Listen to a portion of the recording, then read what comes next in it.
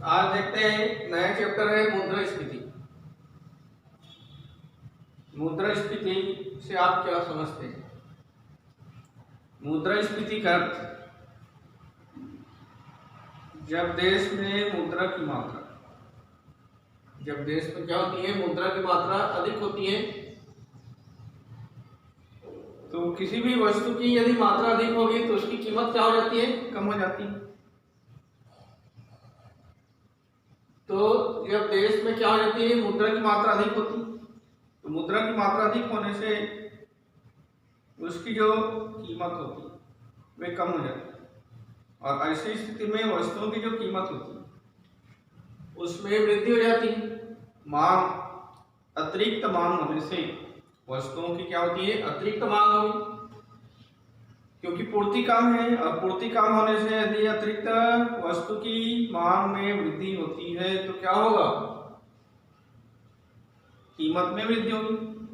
तो कीमत में वृद्धि का मतलब होता है मुद्रा की कीमत में कमी होना। मतलब साधारण शब्दों में यदि हम देखें मुद्रास्फीति किसे कहेंगे, मुद्रास्फीति का तात्पर्य यदि हम सामान्य अर्थ में या बोलचाल भाषा में कहें तो मुद्रा की कीमत में कमी होना और वस्तु कीमत में वृद्धि होना। मतलब हम वस्तु खरीदने के लिए हमको क्या देनी पड़ती है, अधिक कीमत चुकानी पड़ती है, अधिक मुद्रा चुकानी पड़ती है। यही है मुद्रास्फीति। ठीक है, समझ आया? मुद्रास्फीति का मतलब होता है मुद्रा की कीमत में कमी होना और वस्तु कीमत में वृद्धि होना, यही मुद्रास्फीति है साधारण शब्द में। और यदि हम अर्थशास्त्र में देखें तो अर्थशास्त्र क्या बताएंगे, जब देश में मुद्रा की मात्रा बढ़ती है, जब क्या होती है, देश में मुद्रा की मात्रा में वृद्धि होती है और पूर्ति की मात्रा कम होती है, तो अतिरिक्त मांग क्या होती है, अतिरिक्त मांग बढ़ जाती है। अतिरिक्त मांग में अतिरिक्त वृद्धि होना मांग अतिरिक्त कहलाता है।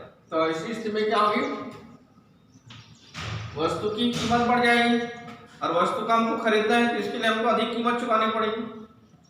इसी का हम क्या कहते हैं, ऐसी स्थिति को मुद्रास्फीति या मुद्रा प्रसार भी कहते हैं। ठीक है, अब देखते हैं मुद्रा के प्रकार, मुद्रा के रूप या प्रकार।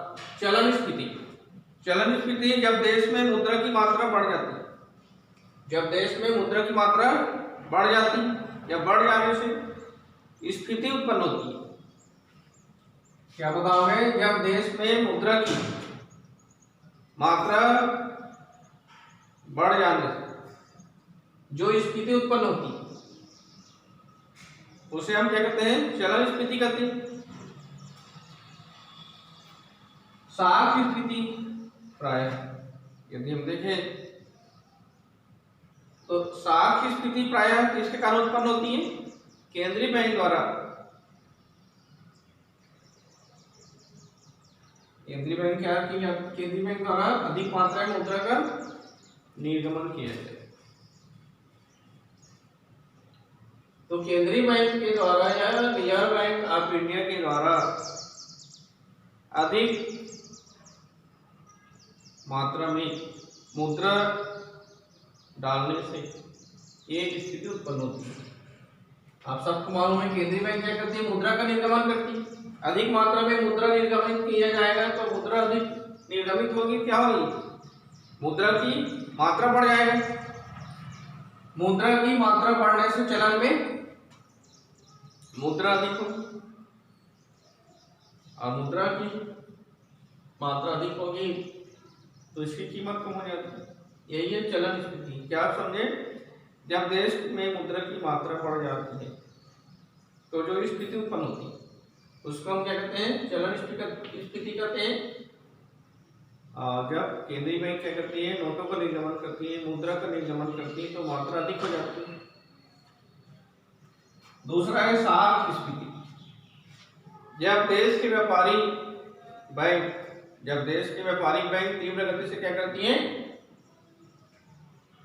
जब देश के व्यापारिक बैंक तीव्र गति से मांग बढ़ जाती है। क्या होती है? जब देश के जितने भी व्यापारिक बैंक हैं, जब देश के जितने भी व्यापारिक बैंक में तीव्र गति से मांग में अधिक वृद्धि करती है, मांग में अधिक वृद्धि करती है,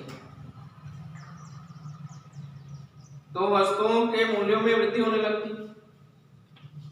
साख की स्थिति क्या बताओगे? जब देश के जितने भी व्यापारिक बैंक हैं वे तीव्र गति से क्या करती है? मांग अधिक करती है, मांग में वृद्धि करती है। किसकी मांग में? ऋण की मांग में। ऋण साख अधिक मात्रा में प्रदान करती है, तो अधिक मात्रा में साख प्रदान करने से क्या होती है?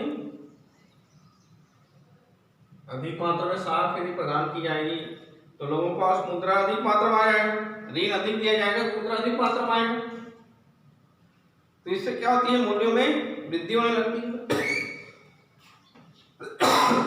मूल्यों में अधिक वृद्धि होने लगती है, इसी को हम साख स्फीति कहते हैं। मांग प्रोत्साहित स्फीति। मांग प्रोत्साहित स्फीति जिन देशों की जनसंख्या तीव्र गति से बढ़ती है, जिन देशों में क्या होती है? जनसंख्या में तीव्र गति से वृद्धि होती है, वहां वस्तुओं के सेवाओं की मांग में भी तीव्रता से बढ़ती है। जिन देशों में यदि हम देखें जनसंख्या में तीव्र गति से वृद्धि होती है, जिन देशों में जनसंख्या में तीव्र गति से वृद्धि होगी, वहां वस्तु और सेवाओं की मांग में भी तीव्रता से वृद्धि बढ़ती जाएगी या तीव्रता से वृद्धि होगी, जिससे क्या होगा? मूल्यों में वृद्धि होगी। तब इसे हम क्या कहते हैं? मांग प्रोत्साहित स्फीति कहते हैं। समझ आ रहे हैं? मांग प्रोत्साहित स्फीति क्या बताओगे? जब देश में जनसंख्या में तेजी से वृद्धि होती है, तीव्र गति से बढ़ती है, तो मांग वस्तुओं की मांग और सेवाओं में, वस्तुओं तथा सेवाओं की मांग में क्या होगी? तीव्रता से बढ़ेगी, वृद्धि होगी। इसी को हम क्या कहते हैं? इसी को क्या कहते हैं? मांग प्रोत्साहित स्फीति कहते हैं। चौथा है लागत प्रोत्साहित स्फीति। कभी कभी वस्तुओं की उत्पादन लागत बढ़ जाती है। कभी कभी क्या होती है? वस्तुओं की उत्पादन लागत, हम वस्तु उत्पादन करने के लिए लागत लगाते हैं, तो कभी कभी क्या होती है? लागत में अधिक वृद्धि हो जाती है, लागत बढ़ जाती है। तो लागत बढ़ने से क्या होगा? जिससे वस्तुओं को खरीदने के लिए सरकार को क्या करनी पड़ती है? अधिक धन खर्च करना पड़ता है, जिससे सरकार को क्या करनी पड़ती है? वस्तु खरीदने के लिए अधिक धन व्यय करनी पड़ती है, खर्च करनी पड़ती है। अनेक बार हम देखते हैं कि सरकार बहुत सी योजनाओं पर सरकार क्या करती है? कभी कभी देखते हैं कि सरकार बहुत सी योजनाओं पर क्या करते हैं? धन खर्च करते हैं, व्यय करते हैं, लेकिन वो निर्धारित समय में पूरा नहीं हो पाता। खर्च कर रहे हैं लेकिन निर्धारित समय में वो पूरा नहीं कर पाती, और नहीं कर पाने से क्या होगा? उनको अतिरिक्त पूंजी खर्च करनी पड़ेगी, धन व्यय करना पड़ेगा।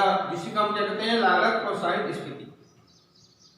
क्या बताओगे? कभी कभी वस्तुओं का उत्पादन लागत बढ़ जाती है। सबसे पहले क्या बताओगे? कभी कभी वस्तुओं की उत्पादन लागत बढ़ जाती है, और उत्पादन लागत बढ़ने से क्या होगा? जिससे वस्तुओं को खरीदने के लिए सरकार को बहुत अधिक रकम धन खर्च करना पड़ता है, व्यय करना पड़ता है। और अनेक बार हम देखते हैं कि सरकार में बहुत सी क्या करती है? योजनाएं चलाती है, सरकार द्वारा पूर्व निर्धारित योजना चलती है, उन पर भी खर्च करनी पड़ती है, और खर्च करने के बाद भी योजना पूरा नहीं होता है, तो उनको क्या करनी पड़ती है? अतिरिक्त व्यय करनी पड़ती है। इसी को हम क्या कहते हैं? लागत प्रोत्साहित स्फीति। खुली स्फीति या दबी स्फीति। आज हम देखते हैं समाज में बढ़ती आय। यदि हम देखें समाज में क्या हो रही है? आय बढ़ रही है, लोगों की आय में वृद्धि हो रही है, और आय बढ़ेगी तो क्या होगा? उपभोग में भी वृद्धि होगी। हमारी आय में वृद्धि होगी तो हमारी उपभोग में भी क्या होगी? वृद्धि होगी, उपभोग में वृद्धि होगी। तो इसको हम क्या कहेंगे? खुली स्फीति कहेंगे। क्या समझ रहे हो? खुली स्फीति क्या बताओगे? यदि समाज में, यदि हम देखें समाज में बढ़ती हुई आय का, यदि समाज में बढ़ती हुई आय के कारण क्या हुई? उपभोग में भी वृद्धि होनी। उपभोग में नियंत्रण नहीं लगाया जा सकता, नियंत्रण नहीं लगाया जा सकता क्योंकि हमारी आय में वृद्धि हो रही है, तो हम उपभोग पर नियंत्रण नहीं लगा सकते, और उपभोग पर नियंत्रण नहीं लगाएंगे तो हम इसको क्या कहेंगे?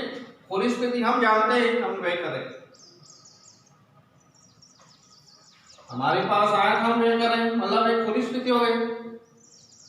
और यदि उपभोग की मात्रा पर नियंत्रण, यदि उपभोग की मात्रा पर नियंत्रण लगा दी जाए तो क्या होगा? दबी स्फीति। उपभोग पर नियंत्रण नहीं लगा सकते तो खुली स्फीति हो गया, और उपभोग पर यदि हम नियंत्रण लगाते हैं तो क्या होगा? दबी स्थिति, दबी स्फीति करती है। ठीक है।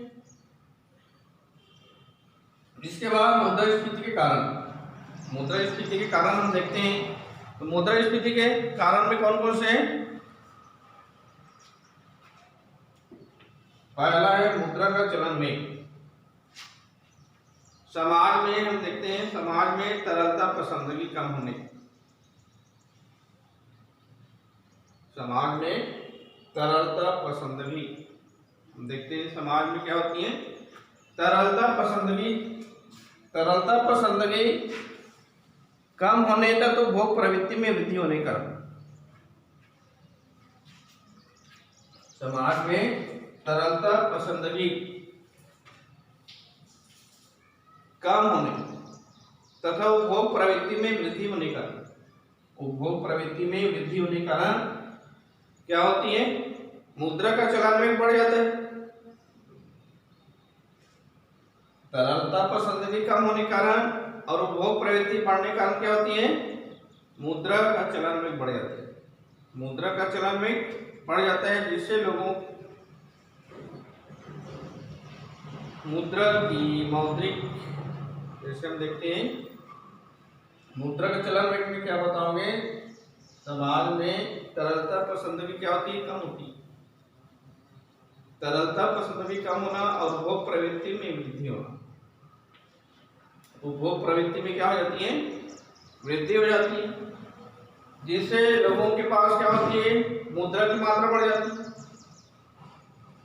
मुद्रा की मौद्रिक आय जिसको कहते हैं, मुद्रा की मात्रा बढ़ेगी मतलब मौद्रिक आय में वृद्धि होगी, जिसके परिणामस्वरूप मुद्रा की स्फीति उत्पन्न हो जाती है, जिसके परिणामस्वरूप क्या होती है? मुद्रा की स्फीति उत्पन्न हो जाती है, क्योंकि हमारी आय बढ़ गई, मौद्रिक आय में वृद्धि होगी, और मौद्रिक आय में वृद्धि होने से मुद्रा का चलन में बढ़ेगा, जिस कारण मुद्रास्फीति उत्पन्न होती है।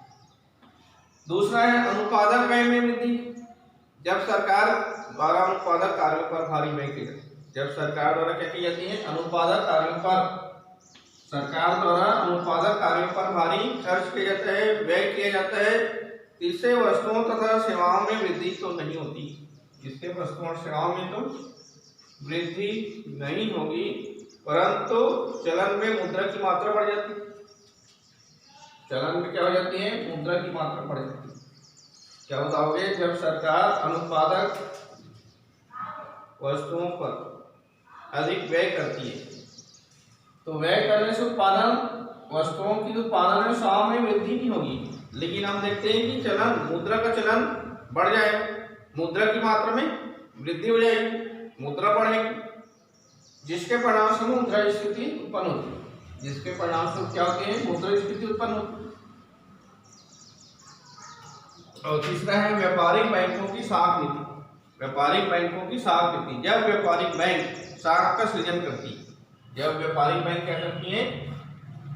साख का सृजन करती है, तो इससे मुद्रा की मात्रा में वृद्धि होने लगती, मुद्रा की मात्रा बढ़ने लगती। जब व्यापारिक बैंक साख सृजन करती है, साख की मात्रा में वृद्धि करती है, तो सृजन होगा तो क्या होगा? इससे क्या होगा जी? साख की मात्रा में, मुद्रा की मात्रा में वृद्धि होगी, जिसके कारण मुद्रास्फीति की स्थिति उत्पन्न होती है। और चौथा है राजकोषीय नीति। राजकोषीय नीति, जब राजकोषीय नीति द्वारा करों की शक्ति, जब राजकोषीय नीति द्वारा करों के द्वारा जो वसूली की जाती है, करों को वसूल करने के लिए किसी प्रकार की नीति नहीं अपनाई जाती है, व्यवस्था नहीं की जाती है, इससे अर्थव्यवस्था में मुद्रा की मात्रा क्या हो जाती है, मुद्रा की मात्रा क्या होगी, बढ़ जाएगी। जब सरकार द्वारा करों की वसूली पर, जब सरकार द्वारा करों की वसूली पर ध्यान नहीं दी जाएगी, कर वसूल नहीं किए जाएंगे लोगों से, तो कर वसूल नहीं करने से क्या होगा, अर्थव्यवस्था में मुद्रा की मात्रा बढ़ेगी, लोगों के पास मुद्रा की मात्रा बढ़ेगी, और मुद्रा की मात्रा बढ़ेगी तो मूल्य भी बढ़ेगा, मुद्रा की मात्रा बढ़ेगी तो वस्तुओं की कीमत में वृद्धि होगी, वस्तुओं की मूल्य में वृद्धि होगी, और मुद्रास्फीति की उत्पन्न हो जाती है। और पांचवा है घाटे की वित्त व्यवस्था। जब सरकार व्यय कर ऋण, जब सरकार व्यय के माध्यम से, कर के माध्यम से, ऋण के माध्यम से या विदेशी सहायता लेकर भी, जब सरकार व्यय के माध्यम से, ऋण के माध्यम से, कर के माध्यम से या विदेशी सहायता के माध्यम से पूरे नहीं होते, जब सरकार के व्यय, जब सरकार क्या करती है, व्यय करती है, तो व्यय को हमको क्या करना है, पूरा करना है। तो पूरा करने के लिए हमको क्या करनी पड़ती है, कर, लोगों से कर वसूल की जाती है। कर से भी यदि इनकी पूर्ति नहीं हो रही है तो ऋण लेगा, ऋण से भी उनकी पूर्ति नहीं हो रही तो क्या करेगा, सरकार विदेशी सहायता लेगा, विदेशों से विदेशी सहायता लेकर भी यदि पूरी नहीं कर पाती तो ऐसी स्थिति में हम क्या कहते हैं, घाटे की वित्त व्यवस्था करते हैं। क्योंकि सरकार घाटे में खर्च अधिक कर दिए हैं, तो खर्च अधिक करेगा तो उनको क्या होगा, घाटा होगा, घाटे की बजट जिसको हम कहते हैं। जब सरकार घाटे की बजट बनाती है तो घाटे की बजट को पूरा करने के लिए सरकार को क्या करनी पड़ेगी, नई कर लगानी पड़ेगी। यदि कर के माध्यम से घाटे की पूर्ति नहीं हो रही है तो उनको ऋण लेना पड़ेगा, ऋण से भी उनकी घाटे की पूर्ति नहीं हो रही है तो सरकार विदेशी सहायता लेकर भी यदि घाटे को पूरा नहीं कर पाते हैं तो क्या होगा, घाटे को पूरा करने के लिए सरकार को क्या करनी पड़ेगी, अतिरिक्त मुद्रा निर्गमित करनी पड़ेगी। रिजर्व बैंक से अतिरिक्त मुद्रा निर्गमित करने के लिए रिजर्व बैंक को सूचना भेजा जाए। इससे क्या होगा, मुद्रा की मात्रा बढ़ेगी। यदि नई नोट निर्गमित करती है रिजर्व बैंक ऑफ इंडिया द्वारा या केंद्रीय बैंक के द्वारा तो क्या होगा, मुद्रा की मात्रा बढ़ेगी। और हम सबको मालूम है वस्तुओं और सेवाओं की जो मात्रा होती है वह स्थिर होती है, वस्तुओं और सेवाओं की मात्रा स्थिर होगी। तो ऐसी स्थिति में क्या होगा, लोगों के पास मौद्रिक आय बढ़ेगी, जिससे क्या होगा, मुद्रास्फीति की स्थिति उत्पन्न होगी। ठीक है, ये हो गए आज की नीति।